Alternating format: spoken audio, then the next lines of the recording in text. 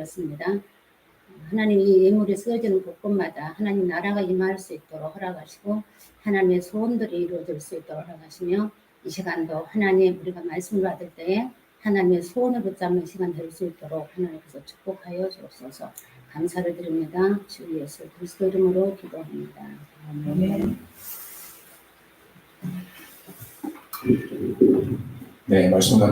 네, 기도 감사드립니다. 다음은 말씀 듣는 시간입니다. 함께 말씀에 집중해 주시기 바랍니다.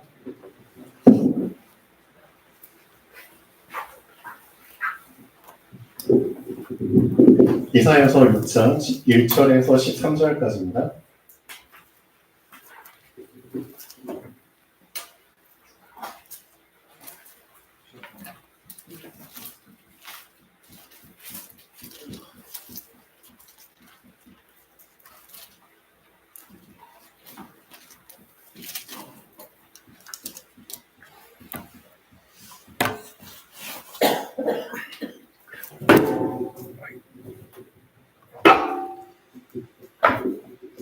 읽겠습니다. 우시야 왕이 죽던 해에 내가 본즉 주께서 높이 들린 보좌에 앉으셨는데 그의 옷자락은 성전에 가득하였고 스랍들이 모시고 섰는데 각기 6 날개가 있어 그 둘로는 자기의 얼굴을 가리었고 그 둘로는 자기의 발을 가리었고 그 둘로는 날며 서로 불러 이르되 거룩하다 거룩하다 거룩하다 만군의 여호와여 그의 영광이 온 땅에 충만하도다 하더라. 이같이 화답하는 자의 소리로 말미암아 문지방에 터가 요동하며 성전에 연기가 충만한지라. 그때 내가 말하되 화로다 나여 망하게 되었도다. 나는 입술이 부정한 사람이요 나는 입술이 부정한 백성 중에 거주하면서 만군의 여호와이신 왕을 배웠음이로다 하였더라. 그때 그 스랍 중에 하나가 두 젓가락으로 제단에서 잡은 바 핀 숯을 손에 가지고 내게로 날아와서 그것을 내 입술에 대며 이르되 보라 이것이 네 입에 닿았으니 네 악이 제하여졌고 네 죄가 사하여졌느니라 하더라. 내가 또 주의 목소리를 들으니 주께서 이르시되 내가 누구를 보내며 누가 우리를 위하여 갈고 하시니 그때 내가 이르되 내가 여기 있나이다 나를 보내소서 하였더니 여호와께서 이르시되 가서 이 백성에게 이르기를 너희가 듣기는 들어도 깨닫지 못할 것이요 보기는 보아도 알지 못하리라 하여 이 백성의 마음을 둔하게 하며 그들의 귀가 막히고 그들의 눈이 감기게 하라. 염려하란데 그들이 눈으로 보고 귀로 듣고 마음으로 깨닫고 다시 돌아와 고침을 받을까 하노라 하시기로 내가 이르되 주여 어느 때까지이니까 하였더니 주께서 대답하시되 성읍들은 황폐하여 주민이 없으며 가옥들에는 사람이 없고 이 토지는 황폐하게 되며 여호와께서 사람들을 멀리 옮기셔서 이 땅 가운데 황폐한 곳이 많을 때까지입니다. 그 중에 10분의 1이 아직 남아있을지라도 이것도 황폐하게 될 것이나 밤나무와 상수리나무가 배임을 당하여도 그 구루텅이는 남아있는 것 같이 거룩한 씨가 이 땅의 구루텅이니라 하시라. 아멘.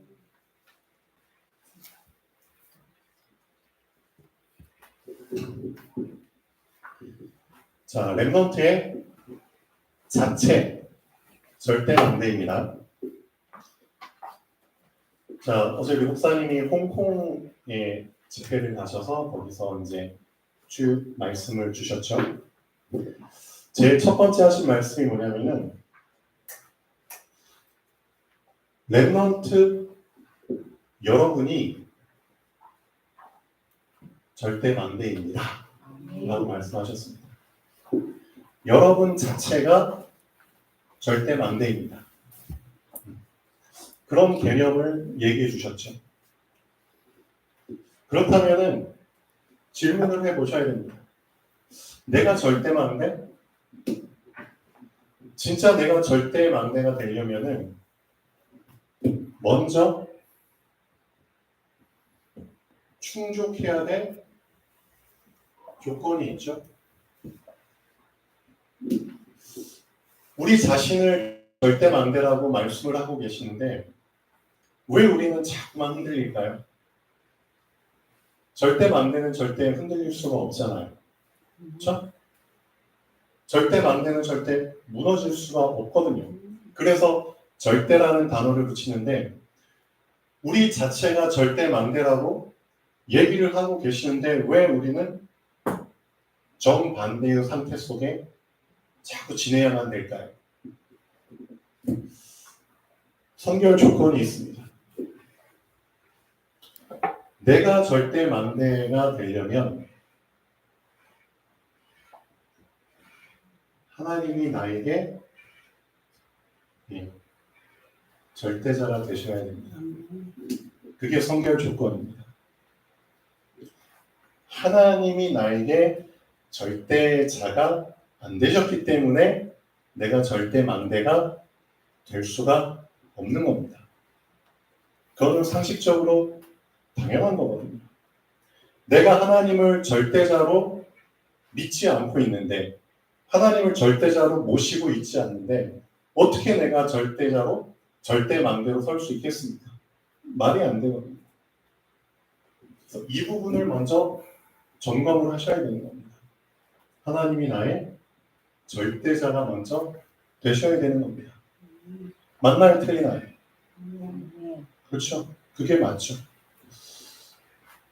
오늘 말씀에 보면은 하나님이 우리가 누구를 보내며 누가 우리를 위하여 갈고 하고 성삼위 하나님이 본인들끼리 얘기를 하시죠. 그 장면이 나오잖아요. 그 장면을 누가 듣죠? 이사야가 듣잖아요. 그런데 이사야가 이 성삼위 하나님이 하시는 말씀을 듣기 전에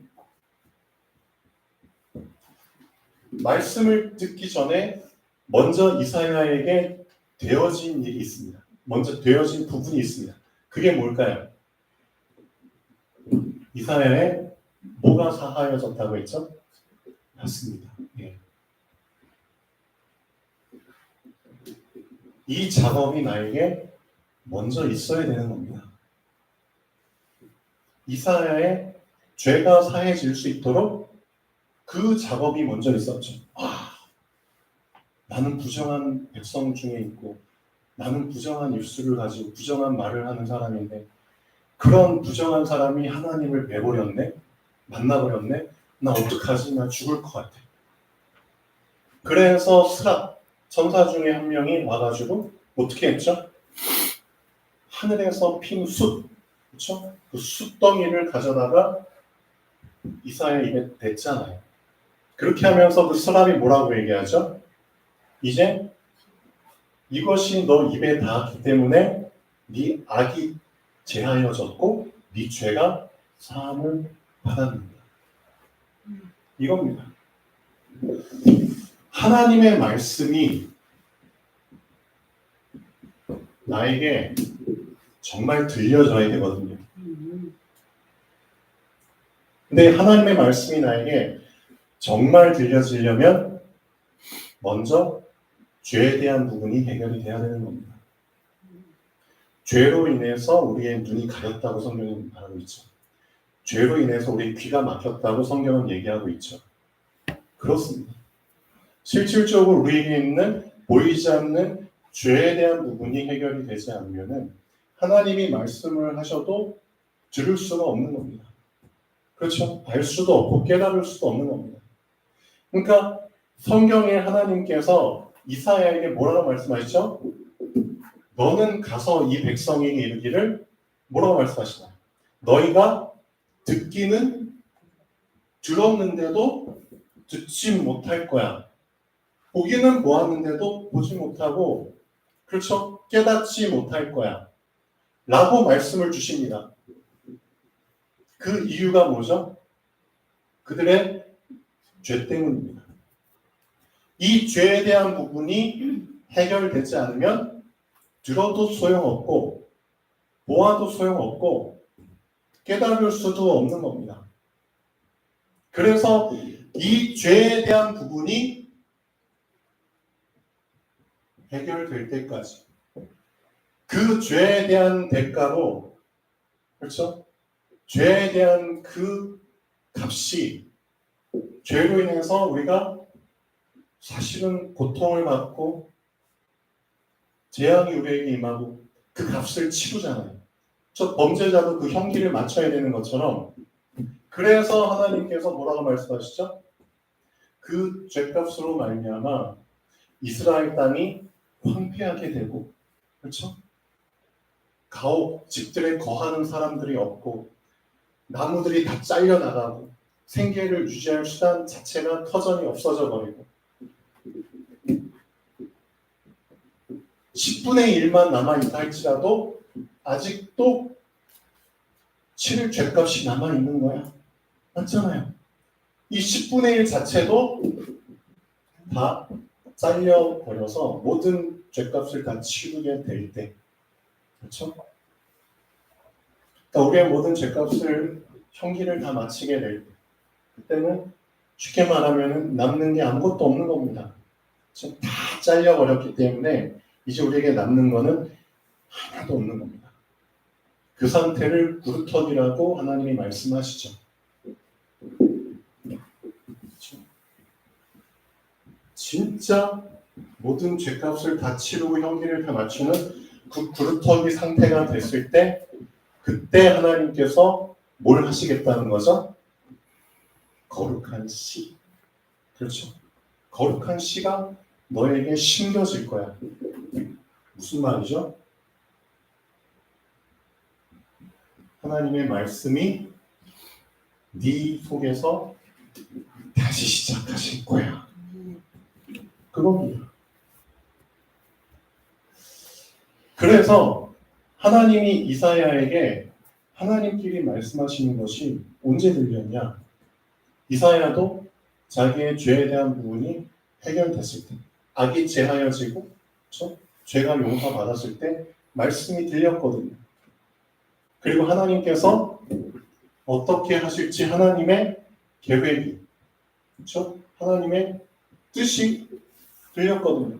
확실한 하나님의 계획을 알게 됐거든요. 이사야가 질문하잖아요. 대체 언제까지 이들이 이런 고생을 당해야 됩니까? 고통을 받아야 됩니까? 우리 민족이. 그 기한까지도 정확하게 듣게 되잖아요. 10분의 1이 남아있을지라도 아니야. 그것으로도 불충분해. 완전히 다 배임을 당해야 됩니다. 그때가 돼야지 그렇죠? 하나님께서 다시 시작하실 거야. 위에서부터 씨가 심겨질 것이야. 그렇죠? 거룩한 씨가. 그 거룩한 씨로 말미암아 다시 시작하게 될 거야. 그겁니다.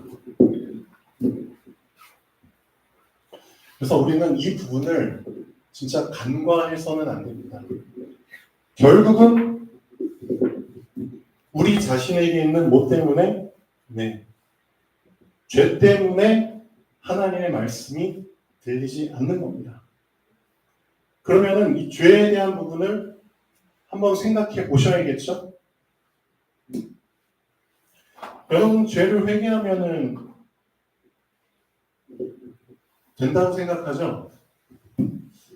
맞는데 중요한 건 뭘 놓치고 있냐면 어느 정도까지의 회개를 의미하냐 이거죠. 실질적으로 어느 정도까지의 회개를 성경에서는 얘기하고 있냐 이거죠.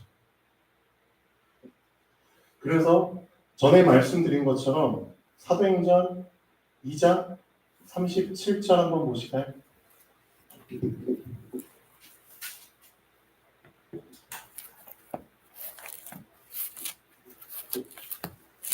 사도행전 2장 37절.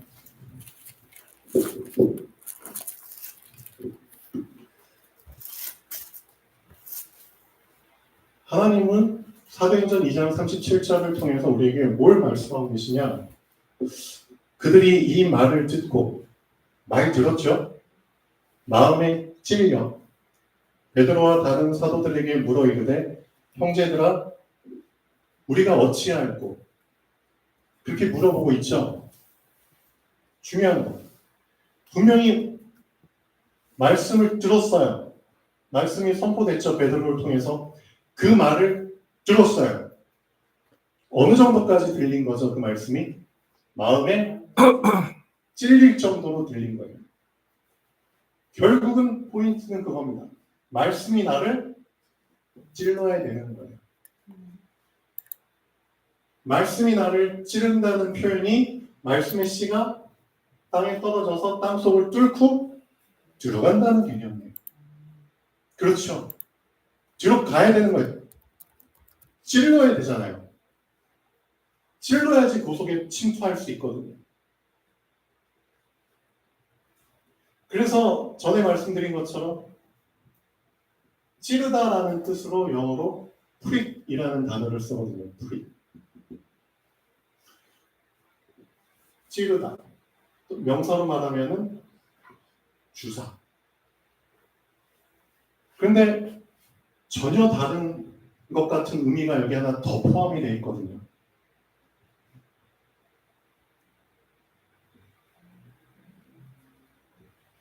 이런 의미가 포함이 되어 있어요. 옮겨 심다. 이 프릭이라는 단어를 언제 또 쓰냐면은 그 조경할 때 있잖아요. 농사 조경할 때 어떤 묘종 있죠. 묘종이나 묘목을 더 나은 성장을 위해서, 생장을 위해서 더 좋은 환경으로 옮겨 심을 때 이 단어를 써요. 무슨 말인지 감이 오시죠? 결국 찔린다는 개념은 어떤 의미가 포함되어 있죠? 옮겨 심어질 만큼의 의미가 담겨져 있는 거예요. 그 정도까지의 회개가 있어야 된다는 거예요. 마음에 찔렸는데 나의 더러운 삶이 안 바뀌어. 계속 찔렸는데 난 계속 애굽에서 살고 있어. 그럼 어떻게 되는 거죠? 계속 찔러.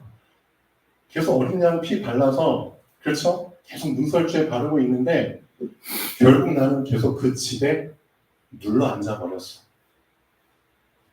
어떻게 되죠? 실질적인 그 집에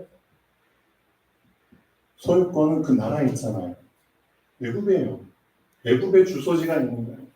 그렇죠? 애굽시 무슨 동, 그렇죠? 몇 동 몇 방. 결국 애굽에 속한 집 안에 있는 거예요. 그 집을 나오지 않는 이상 그 집에, 그렇죠? 눌러앉아 있으면은 그 집이 속한 곳에 영향을 계속 받아야 된다는 뜻이에요. 애굽에서 자리를 옮기지 않으면 결국 어떻게 되죠?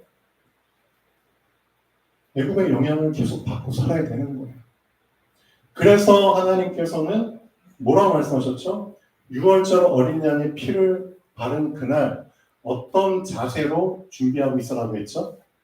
집 안에서 서 있어. 서 있으라고. 신발 신고 있어. 그게 옮겨 심을 자세예요. 맞죠? 허리띠에 띠를 메고 있어. 네 손에 지팡이 들고 있어. 선체로 음식 먹어. 그렇죠? 6월절 어린 양. 선체로 먹으라고. 어떻게? 급히 먹으라고. 하나님이 하신 말씀이에요. 이게 실질적인 회개의 상태예요. 이게 실질적인 찔림이에요. 그렇죠? 그러니까 이거는 항상 어떤 준비가 되어 있다는 거죠? 옮겨 심을 준비가 되어 있는 거예요. 결국은 그거예요. 여러분이 들은 말씀이, 하나님의 말씀이 나에게 이 정도까지의 찔림, 자리를 옮겨 심겨질 정도까지의 찔림으로 와닿지 않는 이상, 그렇죠? 어떻게 해야 돼요? 그러면은 그때까지 계속 배임을 당해야 되는 거예요. 아프잖아요.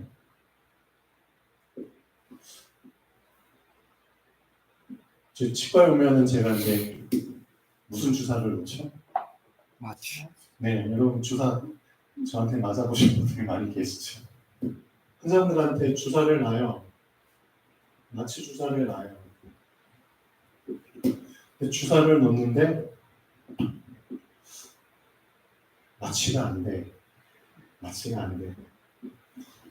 그러면 뭔 일이 생기는 줄 아세요? 주사를 놨는데 마취가 안 되면은 제가 그 다음 일을 진행을 할 수가 없어요. 그 다음 일 진행을 못 해요. 마취가 안 됐는데 어떻게 이 몸을 막 치료하고 치아를 뽑고 막 수술을 하겠어요. 임플란트를 심고. 일 자체가 진행이 안 되는 거예요. 주사를 아무리 찔러도 마취가 안 되면은 그 다음 일이 진행이 안 돼요. 똑같은 거예요. 우리 몸에 말씀의 주사를 맞은 흔적은 되게 많아요. 여러분 온몸을 보면은 매주 말씀 듣죠? 1년에 주일날만 오더라도 1년에 몇 번 주사 맞아요? 52번. 그렇죠. 수요일날도 오고 금요일날도 오고 그러면 150번 이상을 주사를 맞는데 주사를 맞은 자리는 엄청 많아. 근데 문제가 뭐죠? 마취가 안 되는 말씀의 주사를 그렇게 많이 맞았는데도 말씀에 의해서 마취가 안 되니까 그 말씀이 나를 더 이상 다음 과정으로 진행을 그렇죠 시키지 못하고 있는 거예요. 무슨 말인지 아시겠죠? 그러니까 애굽에서 6월절 어린 양의 피 메시지 계속 들었어.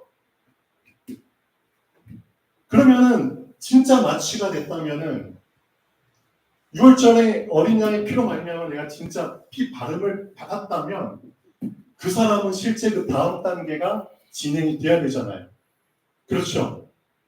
진짜 피 바르는 그 순간 나의 상태는 어떤 상태로 스탠바이 돼야 되는 거야? 서야 되는 게 맞는 거야.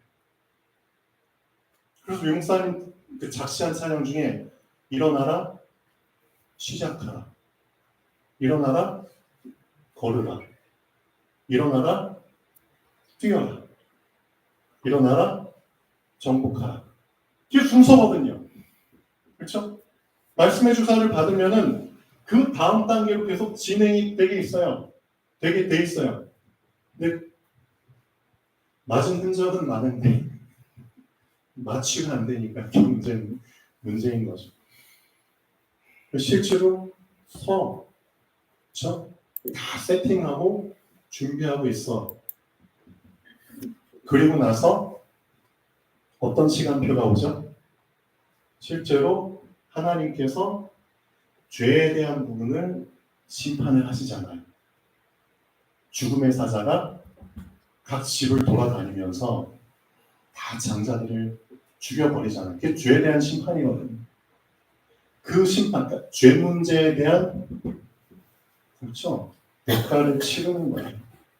그런 식으로. 그 대가가 치르고 나서 어떤 일이 진행이 됐죠? 바로왕이 자기의 아들 장자의 죽음을 보고 당장 얘기하죠. 저 꼴보기도 싫은 이스라엘 자손들 다 내보내. 그거예요. 그러니까 이 죄에 대한 부분이 확실하게 매듭을 지어질 때 그 다음 단계가 시작이 되는 거예요. 알고 계셔야 됩니다, 여러분들. 그러니까 여러분도 여러분의 다음 단계가 시작되려면은 이 부분이 확실하게 되어져야 되는 겁니다. 그럼 실질적인 우리의 죄에 대한 부분이 뭐죠? 말씀의 주사는 맞았는데 그 말씀에 우리가 반응을 안 하는 거예요. 그게 죄입니다. 그것만큼 큰 죄가 사실은 없는 거예요. 말씀에 반응을 안 한다는 거는 말씀을 무시하는 거거든요. 그렇죠? 말씀에 반응을 안 한다는 건 뭐죠? 말씀이 생명이잖아요. 그렇죠? 생명에 반응을 안 한다는 거거든요. 그게 사망이에요. 그렇죠? 그래서 말씀에 반응을 안 한다는 것 자체가 사실은 사망입니다. 그렇죠? 말씀을 거부한다는 것 자체가 말씀에 끌려가지 않는, 이끌리지 않는다는 것 자체가 사망한 자의 모습이에요. 사망한 자의 상태예요. 그게 죄입니다. 그래서 그 죄 문제가 해결이 돼야 되는 겁니다. 죄 문제가 해결될 수 있는 방법은 딴 게 아니에요. 말씀에 반응하면 되는 겁니다. 맞죠? 말씀에 반응하기 위해서 여러분에게 말씀 받을 때 무슨 운동하라고요? 아멘. 그렇죠? 그게 말씀에 반응하는 겁니다. 아멘. 말씀대로 되어질 줄 믿습니다. 말씀대로 살기를 원합니다. 말씀대로 인도해 주세요. 그 의미가 담겨 있는 게 아멘이잖아요. 그래서 아멘 운동 자체가 생명 운동입니다. 맞잖아요. 네. 잠수 운동 말씀드렸죠. 말씀 받으면 말씀이 내 안에 어느 정도까지 찔리라고요? 자리가 옮겨질 만큼 찔리는 거예요. 그렇죠? 물속에 가라앉을 때 대충 가라앉지 마시고요. 물반 저기 뭐냐 수면 위에 반 떠 있고 수면 밑에 반 가라앉아 있는 그런 식으로 잠기지 마시고 완전히 잠기시라는 겁니다. 맞죠? 그래서 죄에 대한 회개를 할 때 침례를 같이 받잖아요. 그 침례 의식의 의미가 이겁니다. 잠수 운동. 그렇죠? 어느 정도까지 깊이 잠수해라? 완전히 물 밖 세상에서부터 완전히 분리될 정도까지 잠기라는 겁니다. 그게 옮겨 싣는다는 의미잖아요. 그 정도까지 찔리라는 겁니다. 잠수 운동. 그렇죠? 벌목 운동. 아까 말씀드렸잖아요. 10분의 1만 남았다? 아니요. 다 벌목돼야 되는 거예요. 그렇죠? 싸그리 다 벌목이 돼야 돼요. 그 정도까지 나의 죄의 쓴뿌리 자체가 그렇죠? 죄가 다시 스물스물 올라오지 않을 정도까지 다 베어져야 되는 거예요. 그렇죠? 그런 의미가 담겨 있는 겁니다. 네. 그래서 이런 부분들이 나에게 먼저 시작이 돼야 됩니다. 그렇죠? 그래서 우리는 죄에 대한 부분을 회개를 되게 그냥 개념적으로만 지식적으로만 겉핥기식으로만 하고 있는데 실질적인 죄 문제 해결, 실질적인 죄 문제 해결 있잖아요. 죄 문제 해결은 말씀이신 그리스도가 그 피가 그렇죠? 실질적으로 내 안에 깊이 스며들어야 되는 겁니다. 그래서 예수님이 죄사함의 사실은 개념을 가지고 우리 안에 있는 죄에 대한 부분이 해결되기 위해서 어떤 표현을 하셨냐면은 너희가 내 안에 거하고 내 말이 너희 안에 거하면이라고 표현을 하신 게 사실 죄사함과 관련된 의미입니다. 내 말이 말씀이잖아요. 그래서 이 말씀이 말씀 듣고 찔려 내 말이 너희 안에 거할 정도까지 돼버리면 그렇죠? 그게 사실은 죄 문제 해결이에요. 맞잖아요. 말씀을 듣고 말씀을 내가 받아버린 거. 왜? 말씀만이 생명이시거든요. 말씀만이 사망을 쫓아내거든요. 맞잖아요. 그러니까 죄 문제 해결은 사실상 하나님의 말씀 말고는 없는 거예요. 그래서 예수님을 믿으라는 겁니다. 왜 예수님을 믿어야지 죄 문제가 해결이 되냐? 이런 원리 때문에 그러는 거예요, 사실은. 예수님을 믿는데 왜 죄 문제 해결돼? 예수님을 믿는다는 개념 자체가 말씀이신 그분을 내 안에 받아들이는 거거든요. 그렇죠?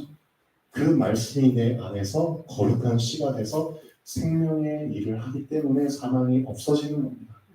사망의 사실, 그렇죠? 열매들이 죄악들이잖아요. 죄에 쌓은 사망이. 그런 부분들을 알고 계셔야 됩니다.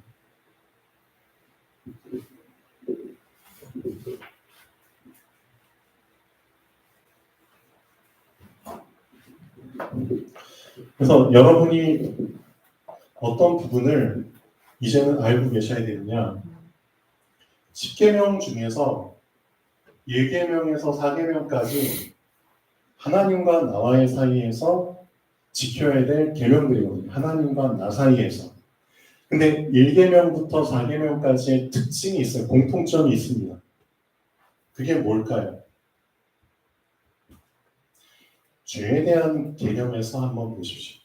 죄에 대한 개념에서 이 관점에서 1, 2, 3, 4계명을 보면은 공통점이 있습니다. 1계명이 뭐죠? 너는 나 이외에 너는 그렇죠? 나 외에는 다른 신을 내게 두지 말지니라. 누구 외에? 나 외에는 다른 신을 네게 두지 말지니라 라고 했죠. 두 번째 계명이 뭐죠? 너는 너를 위하여, 그렇죠? 새긴 우상을 만들지 말라고 했죠. 하늘에 있는 것, 땅에 있는 것, 땅 아래에 있는 것에 어떤 형상이든지 만들지 말고 그것들에게 절하지 말라고 했죠. 세 번째는 뭐죠? 너는 너의 하나님 여호와의, 그렇죠? 이름을 망령되게 일컫지 말라고 했죠. 네 번째는 너는 너의 하나님 여호와의 안식일을, 그렇죠? 기억하여 거룩하게 지키라. 이거 말씀하셨습니다. 이 네 가지 계명의 공통점이 뭘까요? 공통점이 뭘까요? 결국은 이거거든요. 죄. 죄라는 놈이 지금 내 안에 어떤 식으로 스며들어와 있는지, 섞여 있는지를 얘기하고 있는 거예요. 그래서 이 섞여 있는 죄를, 섞여 있는 거 당연히 어떻게 해야 되죠? 걸러내야 된다는 거예요. 그러니까 1계명, 뭐가 섞여 있는 거죠?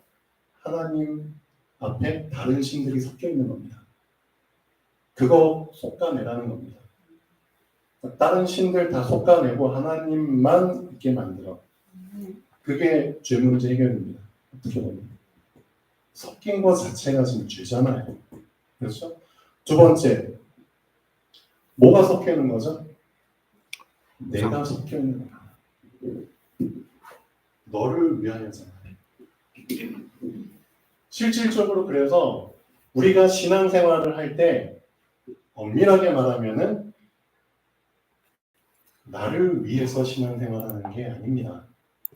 그건 진짜 수준이 낮은 겁니다.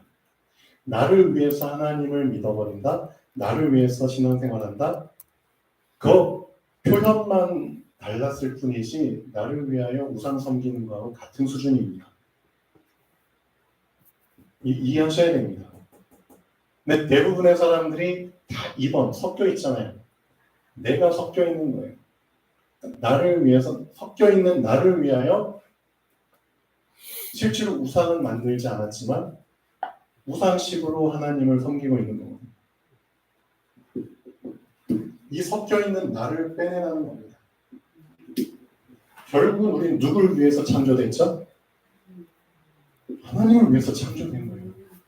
맞잖아요. 하나님의 영광을 위해서 창조된 주, 나를 위해서가 아니에요.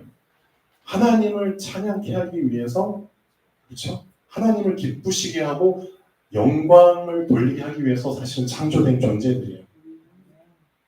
우리의 창조된 목적은 하나님을 영화롭게 하기 위해서예요. 근데 분명히 여기 나오잖아요. 뭐가 섞였어요? 그렇죠. 나를 위하여가 섞인 거예요. 하나님을 위하여예요.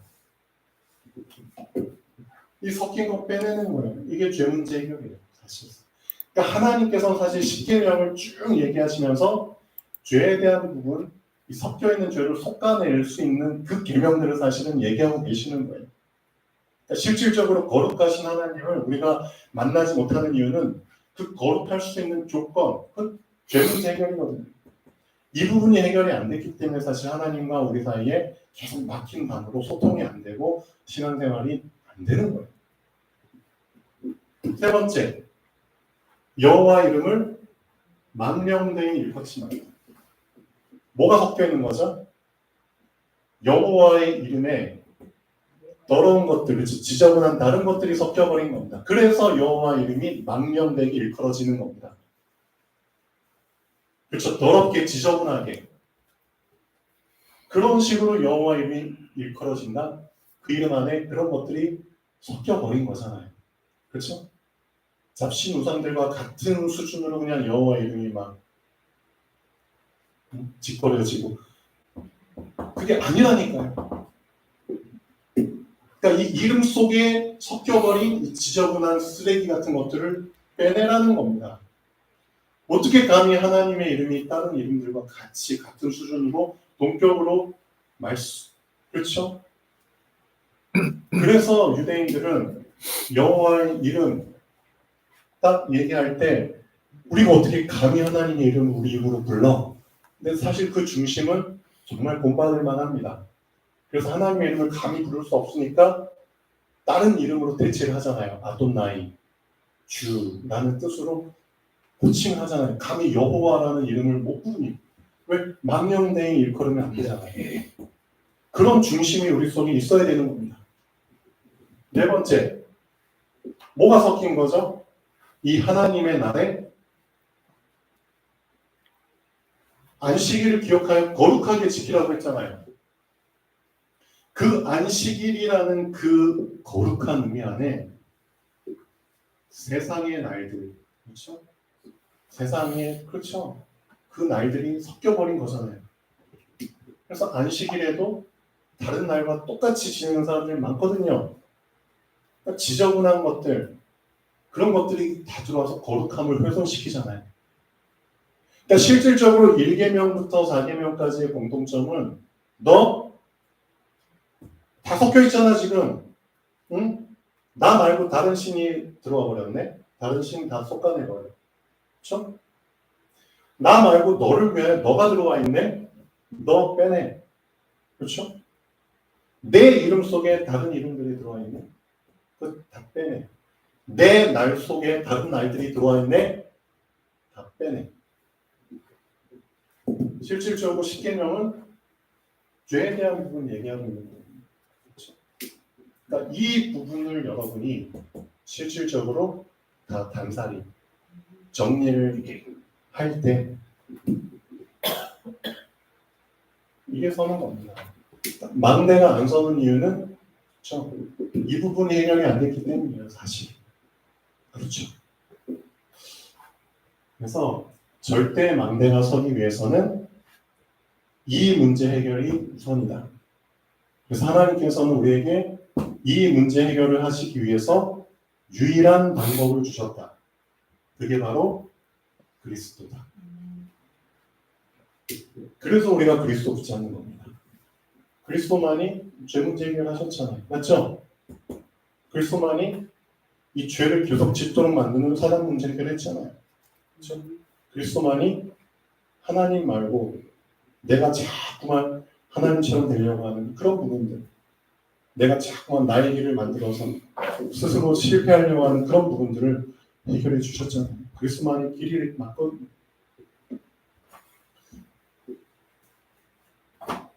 그래서 여러분이 지금 신앙생활을 하고 있는데 어떤 수준에서 지금 신앙생활을 하고 있는지를 생각을 해보셔야 됩니다. 지금 여러분의 지금 눈에 수많은 길들이 보여요. 수많은 길들. 근데 그 길들 속에 하나님이 주신 길이 보여. 수많은 길들이 보이는데 그 속에 하나님이 주신 길이 보여. 그래서 나는 그 길을 선택해서 그 길을 가. 이거 어떻게 생각하세요? 이거 괜찮다고 생각하죠? 수많은 길들이 보이는데 그 속에 하나님이 주신 길이 보이네? 그래서 나는 다른 길을 선택하지 않고 그 길을 선택해서 그 길을 가. 그거 괜찮다고 생각하죠? 대단하다고 생각하죠? 다른 길 자체가 안 보여야 돼. 맞습니다. 그거 지금 우리는 이런 수준으로 신앙생활을 하고 있는 거예요. 왜 내 눈에 다른 길이 보이냐 이거예요. 다른 길들이 보이는데 하나님이 주신 길이 보여. 뭔 뜻이죠? 하나님이 주신 길이 이런 수준으로 이런 가치로 나에게 받아들여진다는 겁니다. 근데 우리는 이걸 대단하다고 생각해. 내가 하나님을 위해서 하나님의 것을 선택했습니다. 예를 들면 하나님의 뜻을 붙잡았습니다. 저 진짜 다른 것들도 많이 있는데 그거 다 버리고 하나님 원하시는 거 붙잡았습니다. 그게 아니라니까요. 실질적으로 하나님이 우리에게 원하시는 수준은 뭐죠? 다른 길 자체가 안 보여야 되는 겁니다. 내 눈에는 하나님이 주신 길만 보여야 되는 겁니다. 그렇기 때문에 그 길을 선택하고 그 길을 가는 게 당연한 겁니다. 근데 우리는 그 수준까지 눈이 정리가 안 된 거예요. 왜 내 눈에 다른 길들이 자꾸 보이냐 이겁니다. 왜 자꾸 내 눈에 다른 신들이 보이냐 이겁니다. 그런 수준으로는 안 된다니까요. 그러니까 지금 우리의 신앙의 상태가, 우리의 신앙의 수준이 수많은 것들 중에 그냥 하나를 선택하는 그 수준으로 우리가 하나님을 알고 있는 거잖아요. 그래서 하나님께서 우리에게 먼저 뭐가 되라? 이 수많은 길들 자체가 길이 아니라는 것을, 길 아니야.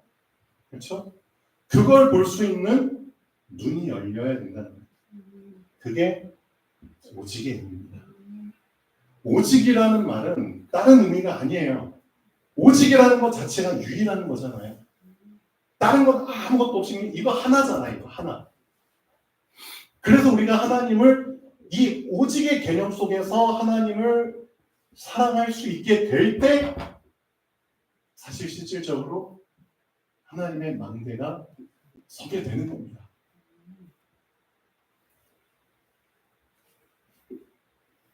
그렇죠. 그래서 신명기 6장 4절에서 9절이 결국은 이걸 의미하고 있는 겁니다. 이스라엘아, 들어. 우리 하나님 여호와는 어떤 하나님인 줄 알아? 오직 유일한 하나님이야 라고 얘기를 하고 있어요. 그래서 지금 네가 믿고 있는 하나님은 어떤 하나님이냐면 수많은 다른 신들 중에 한 신이 아니라 오직 유일한 하나님이야. 그 하나님을 너는 어떤 자세로 믿어야 돼? 어떤 중심으로, 어떤 상태로 믿어야 되냐고. 오직 유일한 하나님이기 때문에 오직 유일한 그 하나님에 걸맞게 너도 오직의 상태로 하나님을 믿어야 되는 게 맞지 않겠어? 라고 얘기를 하는 겁니다. 그래서 우리가 지금 제일 중요하게 렘넌트들이 붙잡아야 될 거는 다른 게 아니라, 그렇지, 내가 지금 하나님을 믿고는 있지만 다른 신들 속의 하나님으로 믿고 있구나. 그 자체가 틀린 겁니다. 그 자체가 2번이 태어날 수밖에 없게끔 믿는 겁니다. 다른 신들 중에 하나인데 그 다른 신들 속에 나도 낑겨 들어가거든요. 그러니까 스물스물 나도 신들 중에 하나가 되는 거예요.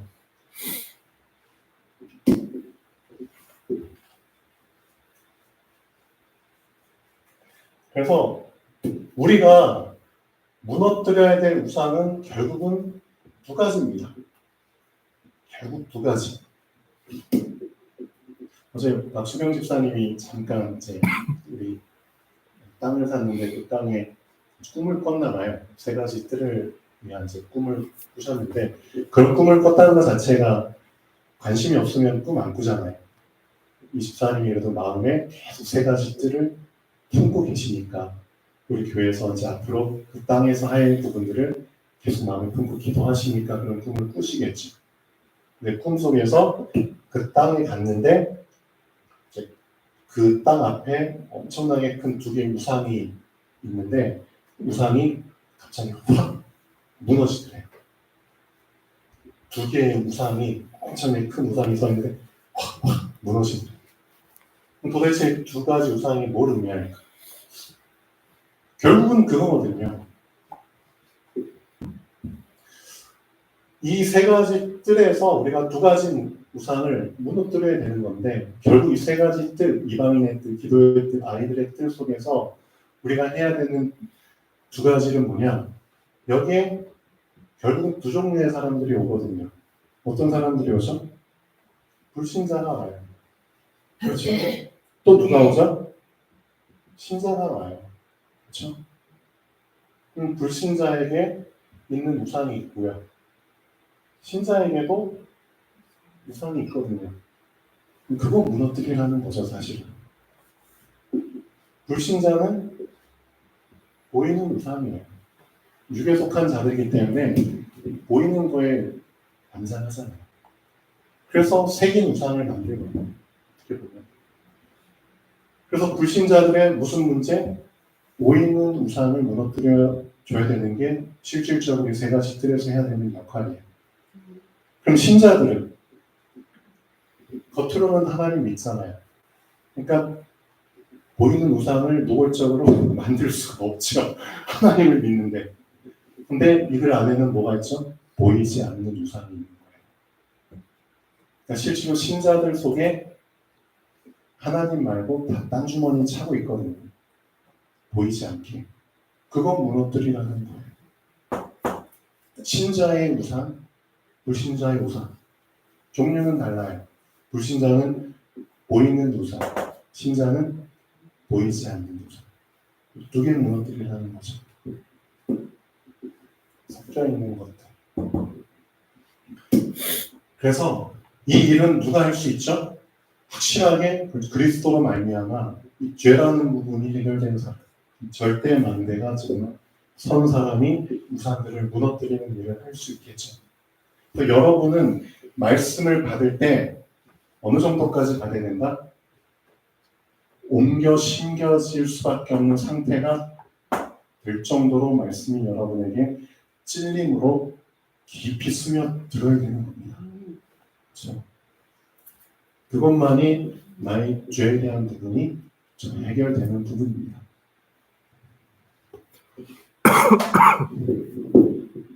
자, 기도하겠습니다. 창조주 하나님, 정말 감사드립니다.